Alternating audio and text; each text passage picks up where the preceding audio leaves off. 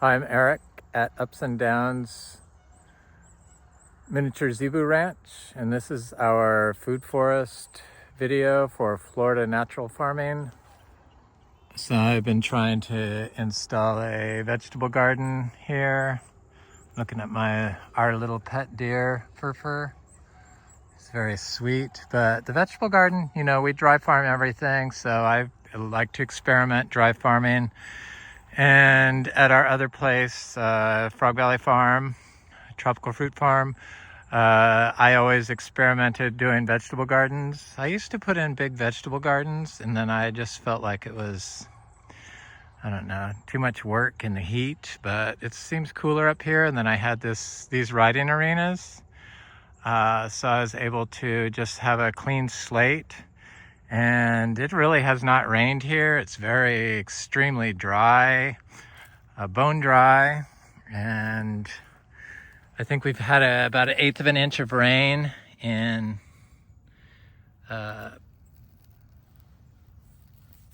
the month that we've been here total. But it is moist at night. But look at how dry this is that we plant in. And I basically just mix raw zebu manure into the sand. And we're a closed loop system, 100% closed loop. So these are the beds I just did. This one and this one. I planted a mix. I decided to do a mix of stuff in here. I have all these elderly vegetable seeds. So I put in some red marble specialty onions, some bulbing spinach, or not spinach, fennel, a couple of lacinato dinosaur kale seeds, and some carrots, just to try to break up the compaction layer that's the clay underneath this sand in the riding arena, and then a little bit of mesclun mix. And I kind of just mixed them all together. So what I do is I drop the zebu manures in there, and then I chop them up with the shovel, and then I go through with the rake and I break it up even more. Try to mix it into the soil as best I can.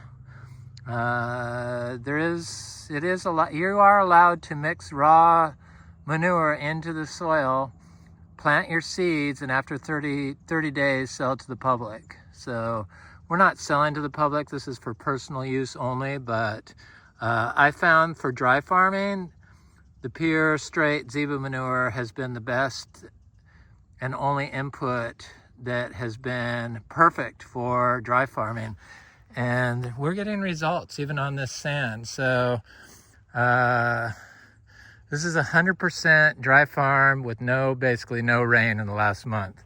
And stuff is coming up and it's doing good. This looks like it's some lettuce. I think mesclun mix probably in here. And it's coming up nicely. This looks like maybe some cilantro coming up. Not as quick as if you'd watered right away.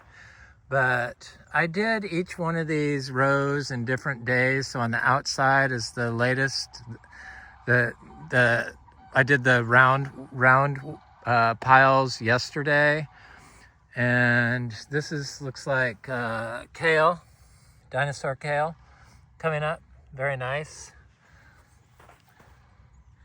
And this looks like some more cilantro. This looks like some sort of lettuce I added here. In fact, I know it is. I don't put in one seed at a time. I like sprinkle them and then rake them. So I don't get down and plant them one at a time. So I think this is not cauliflower, but cabbage coming up.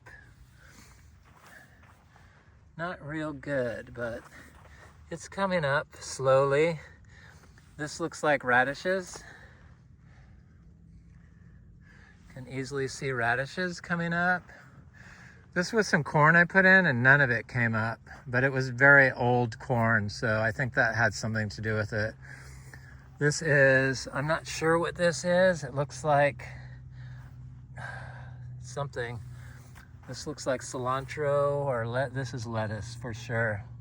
Little lettuce. Of course, you know, these, as we get to the outside, they're successful a day later. So the first row was the bigger ones, and then as you get further away from these, it's less and less.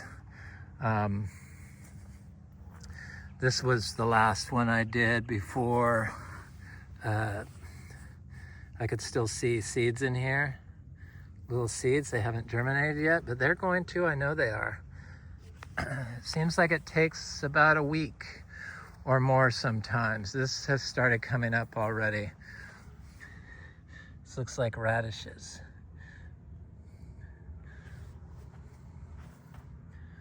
And then over here yesterday, I wanted to see if I got more sand together. So I did squash, I did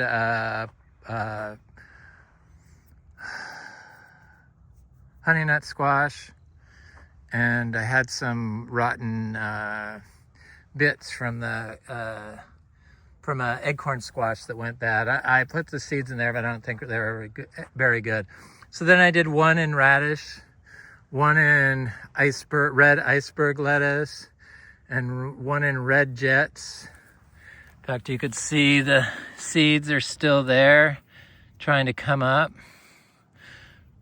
Put some more sand over this. Cilantro, that's what it is. That's what that is. And then alternate, and then, you know, just did it. I see lots of cilantro seeds uncovered here. It's amazing. It's just so dry, and stuff actually grows in this with no water. I really love to experiment. So this is another pile of squash. This is, again, this looks like cilantro.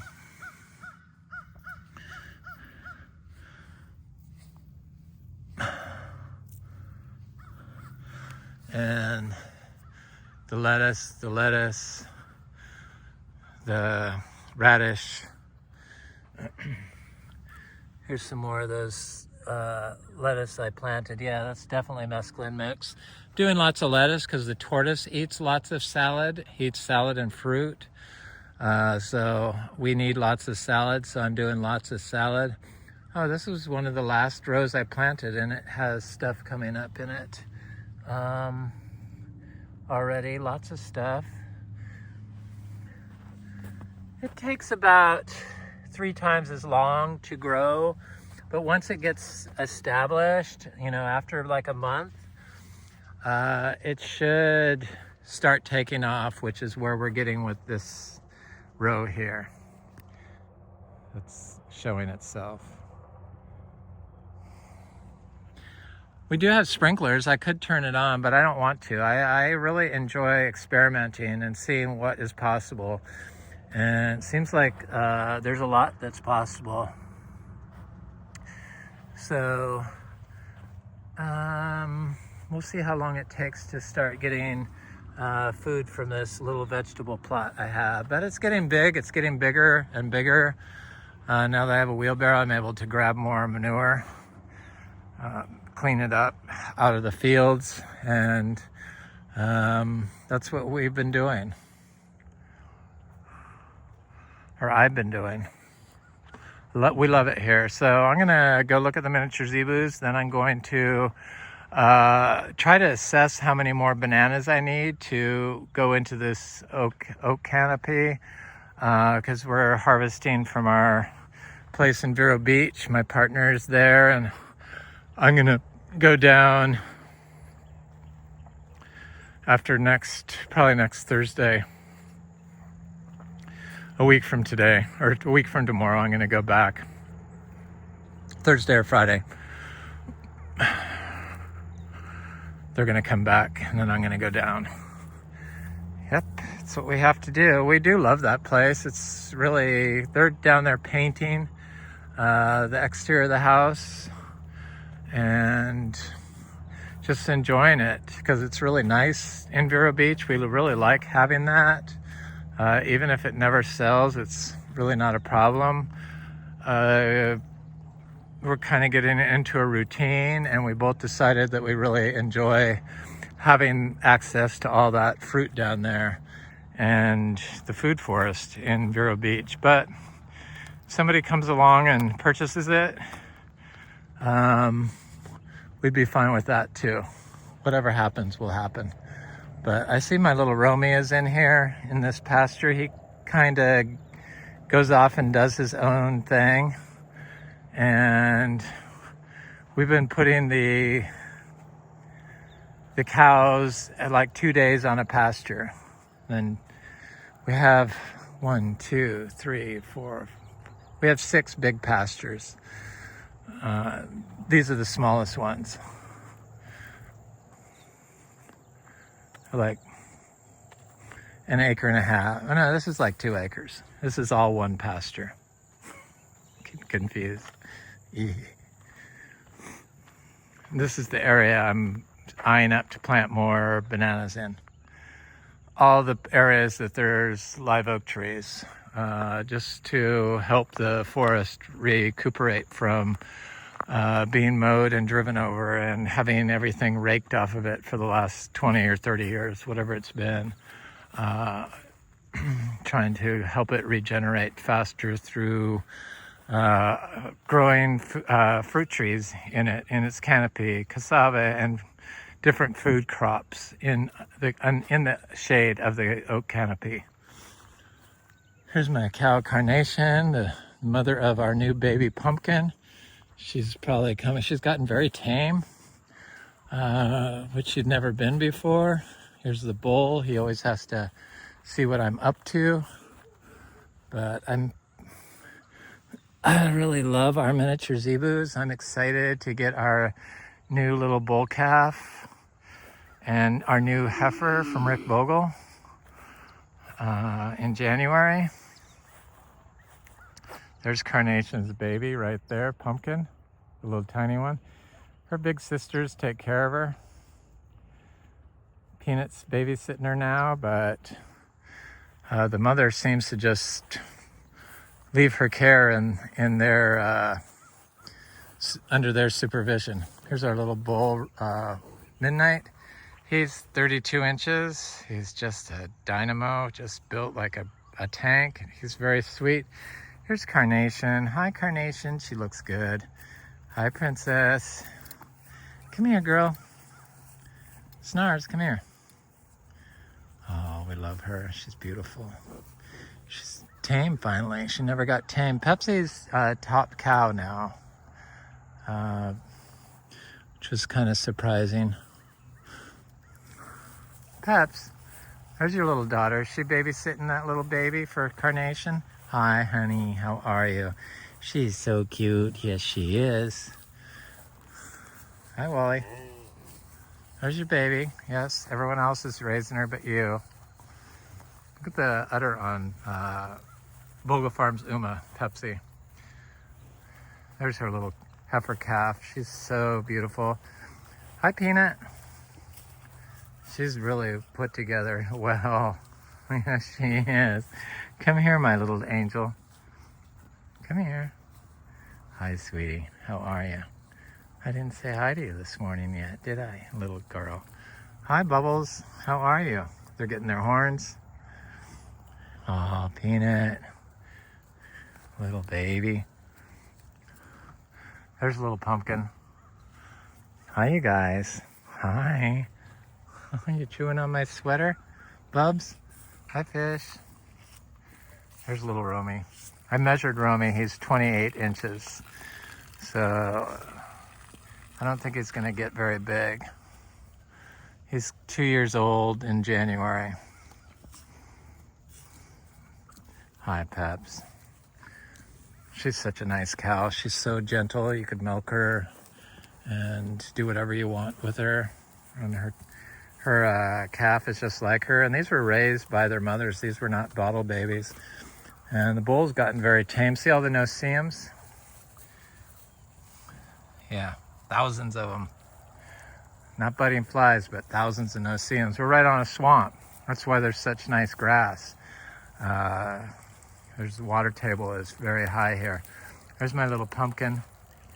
And there's my little Romy. He's very sweet too. Yes, he is. He's a good boy. He's gotten very tame. You taking care of this little baby? Hi, Pumpkin. Hi, Peanut. Take care of that little girl. Make her tame. I got to get these heifers away from the bull because they're not a year. Where's your mother at?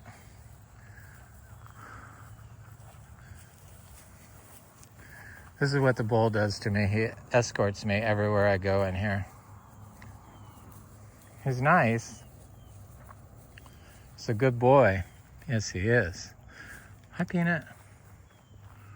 There's Kay the donkey. Hi, Kay.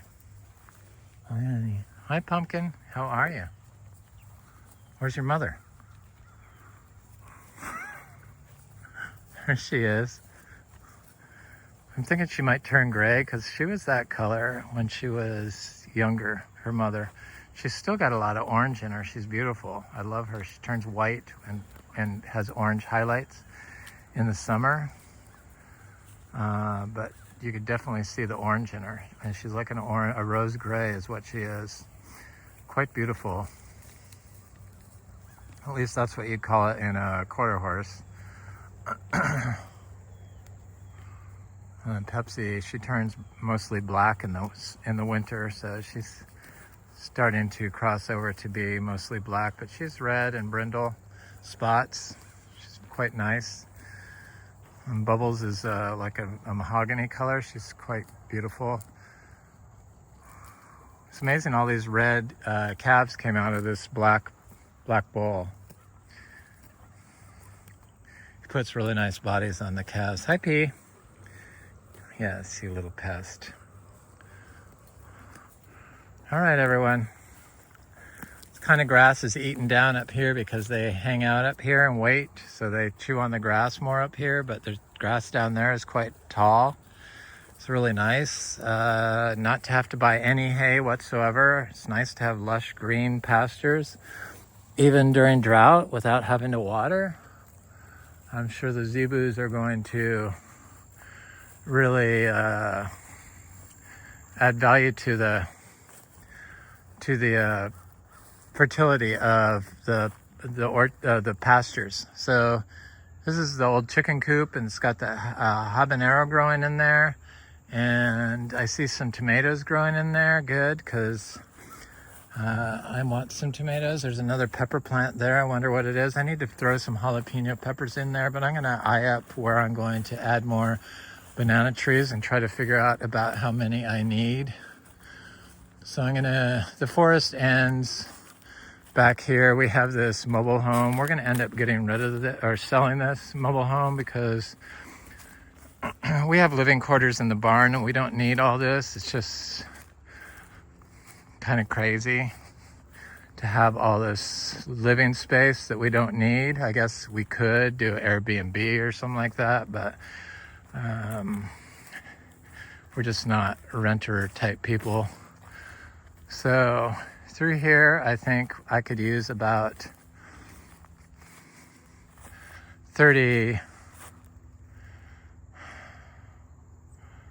5, 10, 15, 20 banana trees through here. So nice to have all these live oak trees, but they really don't like to have driving all over them. And there was lots of driving. You know how everyone has golf carts and ATVs. That's what was going on here. And then trucks and multiple vehicles just constantly driving on the soil. So that it was just like horribly compacted. That ends up killing the trees eventually. I think I put a couple through here, so maybe 5 more, so 25. And then I'm going to do some through here. Maybe I might leave this area open because we have parking and stuff like that. But on the edges, I'm going to do some. So I'm going to do some in here. So I don't know, 5 more, 10 more, 35. And then through here, we don't need all these different roads going to the barn. So just one through here so you could drive through the barn. I love our barn. 18 stall, really nice barn, living quarters in it. Nice living quarters, needs to be rehabbed, but we're gonna rehab the barn. There it is, shoots out a little bit, bathroom and everything. We're gonna take this out and this out. But in here, so 35 bananas, and I say another, I don't know, 20 along here for sure. Maybe 25, so that puts me at what, 60? Yeah, I would say 25 through here because this is a fairly big stretch of land. Gonna keep them a little bit away from the barn, but from here down, for sure, I'm gonna do bananas.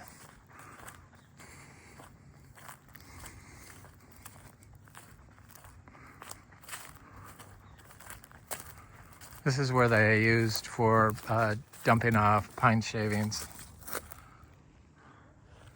We're totally closed loop now. There's also a trailer pad over there with a septic and electric connection for a RV. It's like a city here. We love it. And so peaceful on a dead end surrounded by swamp. No neighbors that are living basically here except for one right here and then one over there. But all the rest are people from Miami. I have this arena. I need to do something, another vegetable garden if the vegetable garden goes good.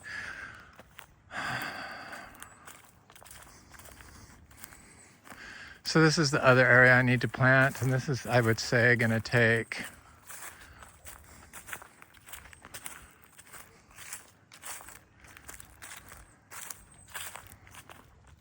easily another 60.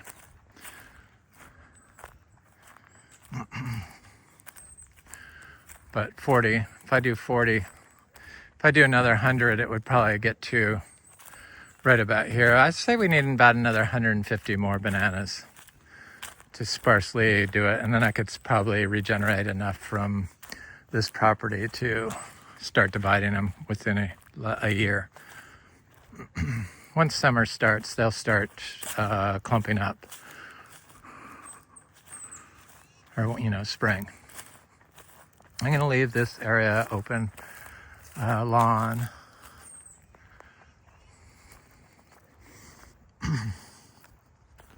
But everywhere there's trees, there's going to be bananas. So the bananas will be over here and then tie in over there on that side of the driveway along the fence area. Probably some bananas through here, just to keep a buffer around the live oak trees and try to repair the soil. So I gave each of these bananas a little zebu turd, and I also did a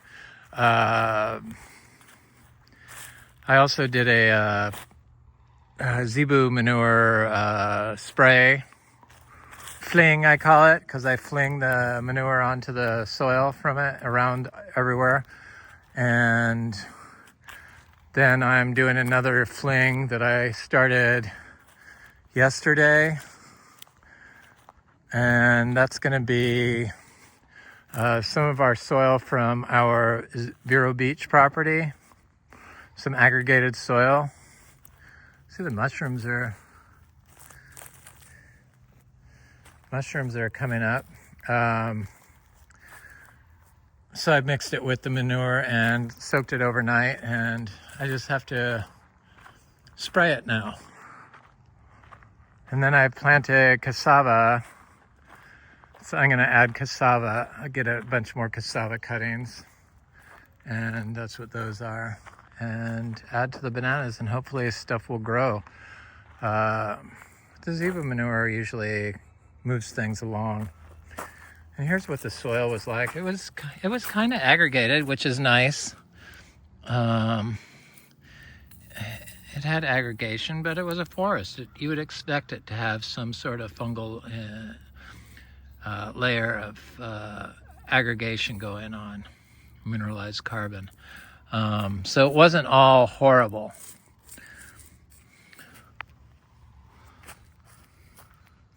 But I don't even see the zebu manure. It's already gone. Let's see if I can see any.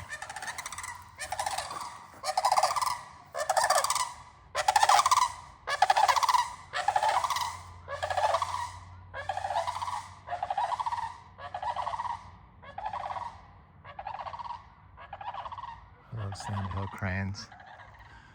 There's a bunch of them here. They had a big group of them, I guess, pairing up the babies for getting mates the other day, but they're always here. I see some zebu manure here, but it is quickly disappearing. I see that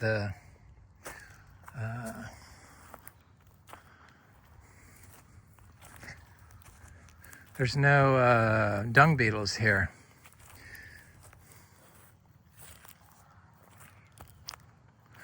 But I really did a nice spray over all the areas that had just raw dirt.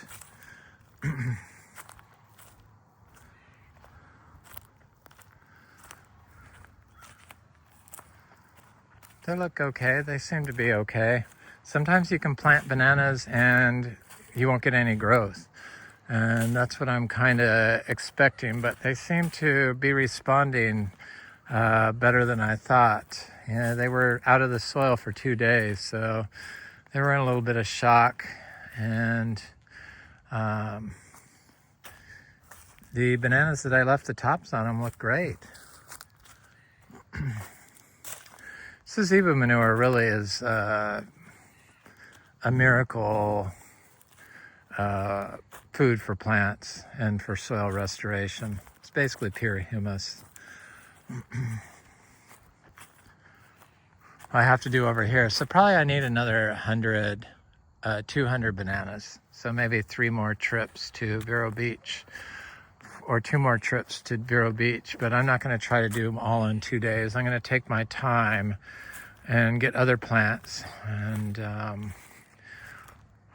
maybe get 50 at a time. Just get 50 every time I go up there so it's not so overwhelming.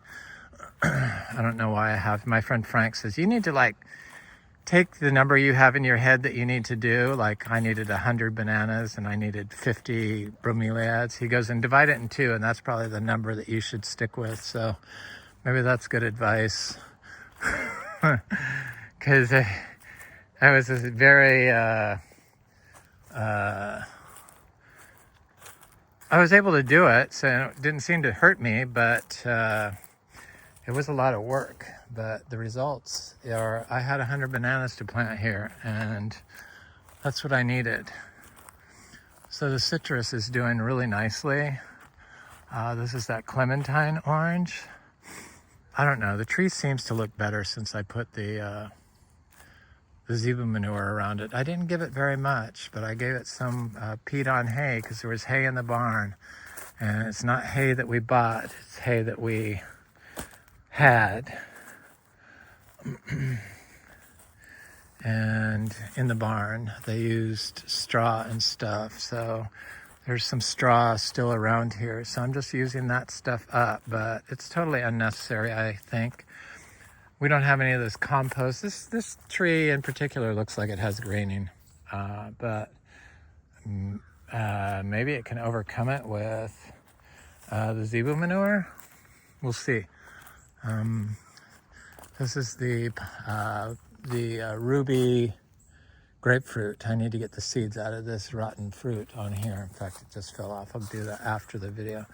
There's one more big fruit I need to get off, and then it's got a couple little fruits on it. It's good, actually good grapefruit.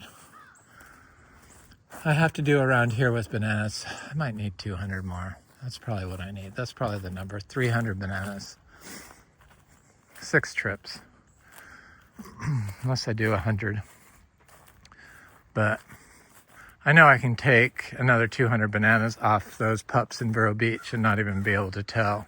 So the beauty of having divided 500 banana pups down there over the last few years, started with like 15 clumps that I had, small clumps, and then just kept dividing them. And here I'm starting with 100. So the bromeliads all look really good. I put some manure here because I know nothing grew here, so I know that they'd been spraying this with glyphosate for years and years and years, and that's why nothing grew here.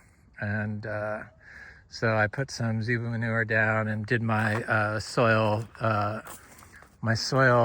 spray, my soil fling, and these things are kind of impossible to kill, so they fill in nicely and will make a nice low buffer in our front yard. I need to get some cacti and stuff from Vero Beach and bring down here. I have my rare aeroids here, some that I brought. Supposed to get down to 33 degrees. I have a super rare one here called Yellow Maryland. And then I have a Monstera deliciosa Yellow Maryland. And then I have a variegated Philodendron bilietiae tissue culture that's doing well. Here's the Madruno, Garcinia Madruno, coming up. And I planted some seeds, some citrus in our soil. Boy, our soil is so much nicer because I put a canvas drop cloth at the bottom of the this is our kwai muck trees, so I plan on planting those. Only 2 came up from all the seeds I got, but they are very healthy. And so I put a drop cloth down and saved all the soil that came off the bananas and stuff. This is a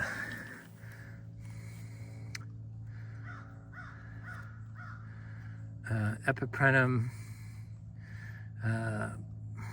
Is it Bali something. Here's a mint Monstera deliciosa. There's Patriciae, there's Spiritus Sancti Philodendron, and there's a Monstera. That was a Monstera Adansonii variegata from Equigenera, but it didn't hold its variegation even in full sun. This is a Monstera Peru, obliqua. No, is that obliqua? Yeah, just obliqua Peru. This is a Monstera lechleriana. I have one down in Vero. I'm gonna bring some of my cuttings of my aeroids from there. This is hay from the stall, from where the cow was. These are my cuttings I need to get in the ground, but I put some sweet potato in here, and then there's some moringa and some mulberries, but I have them in water. And then here's some mulberry cuttings. Some are rooted already to plant around here on the edges because I know that they need a little more sun. But I have this is my spray. So I mixed some zebu manure and some of our aggregated soil from Vero Beach, just a tiny little handful, like a teaspoon, and let it sit overnight. It's kind of cold, but you know that the bacteria is all through there because yesterday afternoon it was there. And then I took a branch off this juniper, whatever it is, and then I just do this. Seems so trivial, but it really does make a impact on your soil. And I just fling it everywhere. I don't like those sprayers. You can do this for your biodynamic preps. You don't have to spray. You just have to, fling it over all the growing area. I already did this, but I'm going to do it again over everything. I'm going to try to do this periodically, like once a week maybe. Ideally, it would be done every day, but I just don't like to do sprays every day. It just makes it not fun at all. Horribly boring. Anyway, this is Eric, and this is our food forest at Ups and Downs Farm, and this is Florida Natural Farming. And that's the beginning of what is going to be an amazing food forest one day, but it takes time. Thankfully, we have our Frog Valley Tropical Fruit Farm food forest, and I can get all the inspiration and seeds and cuttings I need because I have an unlimited supply. I'm going to try to grow everything here from traded plants or seeds or cuttings from Frog Valley Tropical Fruit Farm. I'm not going to buy any trees. I don't think I'm going to buy any trees. I might buy some trees. I shouldn't say that. In fact, I probably will, but I'm going to try not to for as long as I can. I don't want to get into the habit of buying thousands of dollars worth of trees again like I did at Frog Valley Tropical Fruit Farm. I'm trying to just do it without any money, see if that's possible, see what I can create. Anyway, have an excellent day. Thanks for watching. Please like, share, and subscribe, and leave a nice comment. I always enjoy hearing from you. Thanks so much.